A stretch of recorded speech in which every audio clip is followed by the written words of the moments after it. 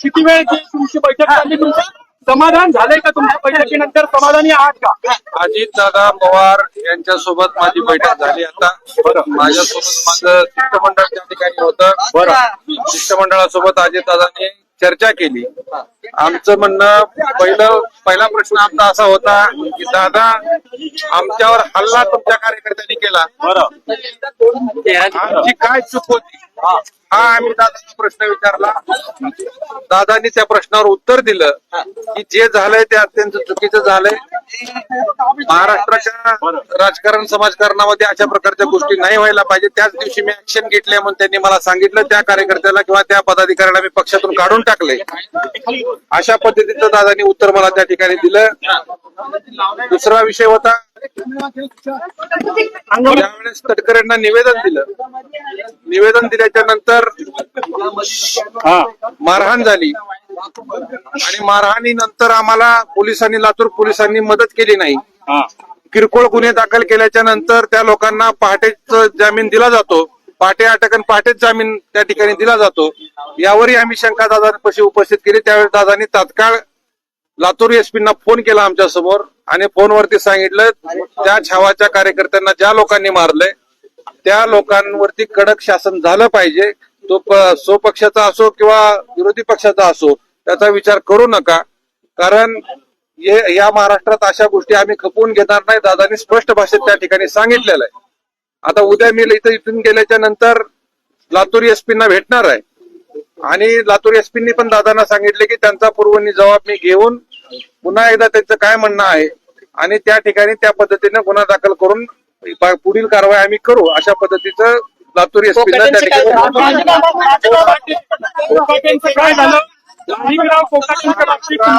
माणिकराव कोकाटेंच्या बाबतीत अजितदादा पवार यांना आम्ही निवेदन सांगितलं की दादा, अतिशय असंवेदनशील कृषी मंत्री आपण या ठिकाणी राज्याला दिलेला आहे. तो कृषी मंत्री राहायच्या लायकीचा व्यक्ती नाही. त्याला तुम्ही मंत्रिमंडळातून हाकलून द्या, अशी आम्ही मागणी अजितदादांना यावेळी केली.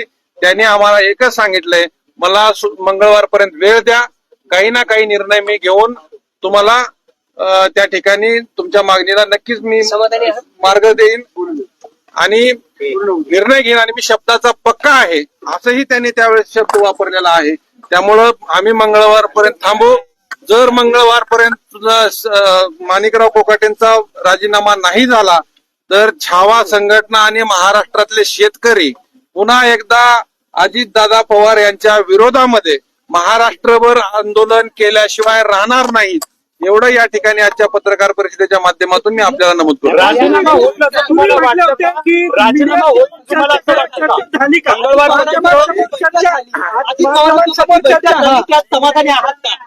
नाही, आता एक लक्षात घ्या, मी एक आंदोलनकर्ता म्हणून आणि ते राज्यकर्ते म्हणून 2 दिवसाचा त्यांनी मला वेळ मागितलेला आहे. 2 दिवस वेळ देणं ही माझी एक आंदोलनकर्ता म्हणून नैतिक जबाबदारी आहे. 2 दिवसाचा वेळ मी त्यांना दिलाय. 2 दिवसात माणिकराव कोकाटेंचा राजीनामा नाही झाला, त्यांना त्या पदावरून नाही हटवलं तर मग छावा संघटना महाराष्ट्रातले चर्चा करणार होता तुम्ही. ऑन कॅमेरा चर्चा झाली का किंवा बंद? ऑन कॅमेरा चर्चा झाली. त्यांचे शासकीय कॅमेरे होते, त्यांनी ते आम्हाला फुटेज देतो म्हणून असं सांगितलंय. ते आम्हाला फुटेज आले की आम्ही तुम्ही परत निघाला होता, अजित पवार भेटणार नाही तुम्ही परत निघाला होता, मध्यंतरी असं काय झालं की तुम्ही परत या ठिकाणी आला? आम्हाला असं सांगण्यात आलं होतं की आम्ही ऑन कॅमेरा चर्चा करणार नाही, म्हणून मी राग निघालो होतो. शेवटी काय, आज आम्ही प्रामाणिकपणानं काम करणारे कार्यकर्ते आहोत. आमच्या बापाच्या नावावर 3 एकरचा सातबारा आहे. ज्या पोरांनी माझ्यासोबत मार खाल्लाय त्यांच्या बापाच्या नावावर 3 एकरचा सातबारा आहे, एक लक्षात घ्या. आम्ही अतिशय घरावर तुळशी पात्र ठेवून हे शेतकऱ्यांसाठी काम करतोय, समाजासाठी काम करतोय. आम्हाला कुठल्या राज्यातल्या लोकांनी डाग नाही लावला पाहिजे, आमच्यावर कुठली शंका निर्माण नाही झाली पाहिजे, ही भावना त्या पाठीमागची. आम्हाला काही मीडियाला मध्ये घेऊन जाऊन हिरो व्हायचं नाही. फक्त एवढंच झालं पाहिजे की मीडियाच्या समोर झालं पाहिजे, का तर राज्याला कळायला पाहिजे आजितदादा पवार आणि या पोरांच्या समोर चर्चा झालेली आहे. परंतु त्यांचा काय प्रोटोकॉल आहे मला माहित नाही, शासकीय प्रोटोकॉल. या ठिकाणच्या डिपार्टमेंटनं सांगितलं की आमच्याकडे जे कॅमेरे आहेत मधले त्यांचे शासकीय त्यांचे कॅमेऱ्यातले जे काही फुटेज असतील ते आम्ही तुम्ही मीडियाला देऊ. ब्रीफ करा, चर्चा काय झाली, काय प्रश्न मांडले, काय बोलले, काय झालं? 10 जणांचं शिष्टमंडळ गेलं होतं. त्यामध्ये तुमचा एक कार्यकर्ता होता जो त्या दिवशी तुमच्या सोबत होता.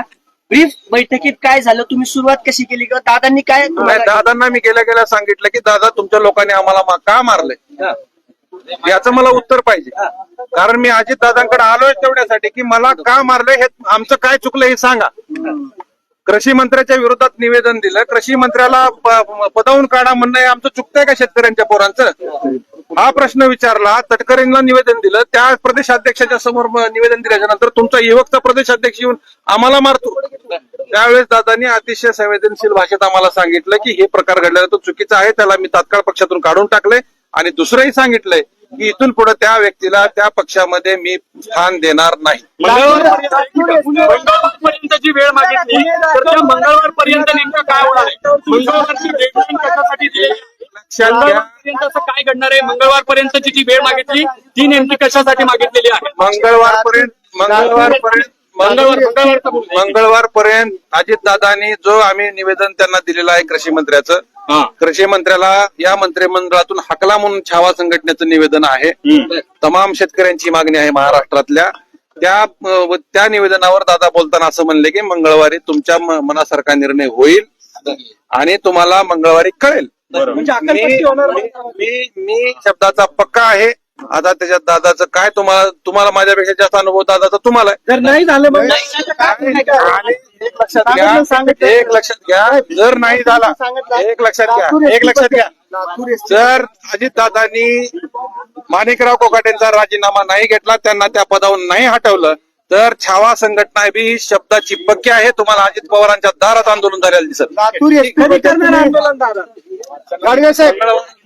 नाही, बारामती की मुंबई जिथं कुठं अजितदादा जास्त वेळ राहतात तिथं आम्ही त्या ठिकाणी करू. यांच्यावर 307 अंतर्गत गुन्हा दाखल करायची मागणी होती. हो, आता अजितदादांनी एसपींना सांगितलेलं आहे आणि एसपींनी पण अजितदादांना सांगितलंय की जे काही त्यांचं म्हणणं आहे ते पुरवणी जबाबामध्ये आम्ही नोंदवून घेऊ, त्या पद्धतीने आम्ही कारवाई करू. इथून मी लातूरला गेल्याबरोबर पहिलं काम तेच करणार आहे. लातूरचा मीडिया तिथं सोबत राहील. तुमची बैठक झाली, बैठकीत काय मोबाईल काढून बैठकीत काढून घेतले होते का बैठक सुरू व्हायच्या आधी? नाही, बैठक सुरू व्हायच्या आधी मोबाईल काढणं त्यांचा ते सिक्युरिटीचा प्रश्न असेल किंवा काही अंतर्गत प्रोटोकॉलचा काही विषय असेल का मोबाईल काढून गेलं असू शकते ना. आता ते अजित पवारांनी एवढी धास्ती घेतली. एक लक्षात घ्या माध्यमांचा एकही तुम्ही अगोदर सुरुवातीला असं म्हणाले की माध्यमांच्या कॅमेरासमोर चर्चा होईल, पण तुम्ही जेव्हा आतमध्ये होते तेव्हा माध्यमांचा आमच्यासाठी एक लक्षात घ्या कॅमेरे बाहेर होते. तुम्ही अगोदरची भूमिका